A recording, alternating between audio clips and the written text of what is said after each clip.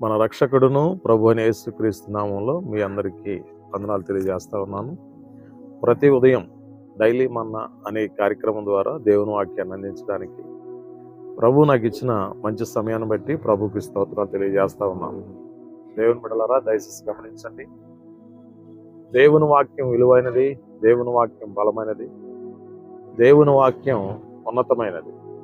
అన్ని విషయాల్లో పరిశుద్ధాత్మ దేవుడు నిన్ను నన్ను మనలను ఆశీర్వదించి ముందుకు నడిపించగలిగినటువంటి దేవుడు.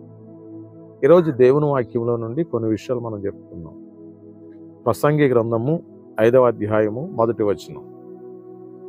నీవు దేవుని మందిరమునకు పోవునప్పుడు నీ ప్రవర్తన జాగ్రత్తగా చూసుకును. దేవుని బిడ్డలారా, దయచేసి గమనించండి. మనం దేవుని మందిరానికి పోవునప్పుడు మన ప్రవర్తన మనం జాగ్రత్తగా చూసుకోవాలని దేవుని వాక్యము మనలను హెచ్చరిస్తూ ఉంది. ఈరోజు దేవుని మందిరానికి వెళ్ళేటువంటి బిడ్డలను చాలా మందిని మనం చూస్తూ ఉంటాం. దేవుని మందిరానికి వెళ్ళడం ఎంత ఆశీర్వాదం అండి. విశ్రాంతి దినమును పరిశుద్ధంగా ఆచరించుట జ్ఞాపకం ఉంచుకునమని దేవుని వాక్యం అంటుంది. విశ్రాంతి దినాన్ని దేవుని మందిరానికి వెళ్ళడం చాలా ఆశీర్వాదం, దీవెన కూడా. దేవుని మందిరానికి వెళ్ళేటప్పుడు మనలను మనము సరిచేసుకోవాలి. మన ప్రవర్తన జాగ్రత్తగా చూసుకోవాలి. మన క్రియలు సరిదిద్దుకోవాలి. మన ఆలోచనలను మార్చుకోవాలి. మన తలంపులు దేవునికి ఇష్టమైన రీతిలో ఉండాలి. ఎందుకంటే మనం పరిశుద్ధ స్థలానికి వెళుతున్నాం కదండి. పరిశుద్ధ స్థలం అనేది ఎక్కడ లేదండి, ఓన్లీ దేవుని మందిరంలో మాత్రమే మనకి కనిపిస్తుంది. పరిశుద్ధ స్థలానికి వెళ్ళినప్పుడు మన మనస్సు నెమ్మదిగా ఉంటుంది. పరిశుద్ధ స్థలానికి వెళ్ళినప్పుడు మన జీవితం పరిపూర్ణంగా మార్చబడుతుంది. పరిశుద్ధ స్థలానికి వెళ్ళినప్పుడు మన బ్రతుకులో ఉన్నతమైనటువంటి కార్యాలు జరగటం ప్రారంభిస్తాయి. దేవుని మందిరానికి వెళ్ళినప్పుడు మన ప్రవర్తన జాగ్రత్తగా చూసుకోవాలి. లేని ఎడల దేవుని బిడ్డలారా, కుటుంబాల్లో భయంకరమైన పరిస్థితులు ఏర్పడవచ్చు. ఈరోజు చూడండి, దేవుని మందిరానికి వెళ్ళని కుటుంబాలు చాలా ఉన్నాయండి. భక్తుడు యెహోషువ గారు మాట్లాడతారు, ఏం తెలుసా?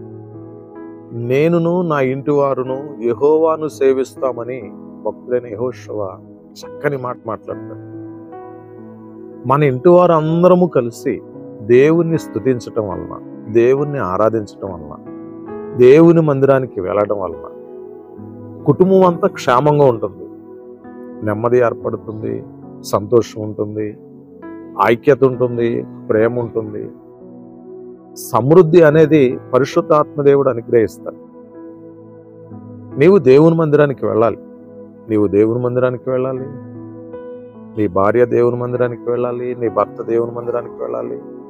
నీ పిల్లలు, నీ తల్లిదండ్రులు, కుటుంబం యావత్తు కూడా దేవుని మందిరానికి వెళ్ళాలి. దేవుని మందిరానికి వెళ్ళే ప్రతి ఒక్కరూ చేయవలసింది ఏం తెలుసా? ఖచ్చితంగా మారు మనసు పొందవలసిన వాళ్ళై ఉండాలి.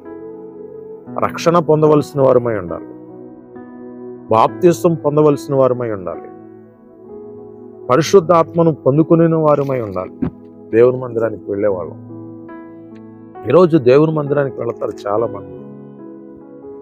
ఎన్ని రోజులు, ఎన్ని సంవత్సరాలు దేవుని మందిరానికి వెళ్ళినా మారు మనసు అనేది వాళ్ళలో కనబడదండి. పాప క్షమాపణ అనేది, పశ్చాత్తాపం అనేది, పరిశుద్ధాత్మ అనేది వారిలో కనబడదండి. ఇంకా లోక సంబంధంగానే జీవిస్తూ ఉంటారు. లోక సంబంధంగా జీవించేటువంటి మనుషులతో దేవుడు చెప్పేది ఏం తెలుసా? మీరు దేవుని మందిరానికి వెళ్ళినప్పుడు మీ ప్రవర్తన జాగ్రత్తగా చూసుకోండి అని దేవుని వాక్యం చెప్తుంది. ఈరోజు చాలా మంది ప్రవర్తన మార్చుకొనకుండా, పరిస్థితులు మార్చుకొనకుండా, జీవితాన్ని మార్చుకొనకుండా దేవుని మందిరానికి వెళ్ళే వాళ్ళు చాలా మంది ఉన్నారు. అలా కాదు దేవుని బిడ్డలారా.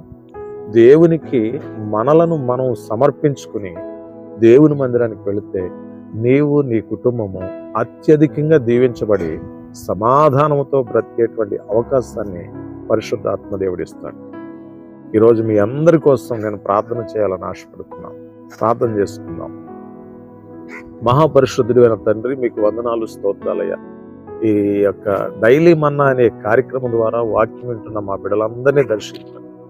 అందరి అవసరతలు తీర్చండి. ఎవరైనా అస్వస్థతలో, అనారోగ్యంలో, బలహీనతలో బాధపడుతుంటే దయచేసి ప్రతి ఒక్కరిని ముట్టండి, స్వస్థపరచండి, తాకండి ప్రభువా. ఎవరైనా కిడ్నీల బలహీనతతో, గుండెల్లో బలహీనతతో, కడుపులో ఉన్న బలహీనతతో, షోమర్ వ్యాధులతో, క్యాన్సర్ వ్యాధులతో, పెరాలసిస్ వ్యాధులతో ఎవరైనా బాధపడుతుంటే దయచేసి ప్రతి ఒక్కరిని ముట్టి తాకి స్వస్థపరచండి. ఈ సేవకుని యొక్క ప్రార్థన అంగీకరించండి. ప్రతి ఒక్కరూ నీ సన్నిధికి వెళ్ళి ఆశీర్వదించబడినట్లు సహాయం చేసి నడిపించి ఈ నామానికే మహిమ తెచ్చుకోమని యేసు పరిశుద్ధ నామములో ప్రార్థన చేసి వేడుకొనుచున్నాం తండ్రి. Amen. God bless you all. Praise the lord.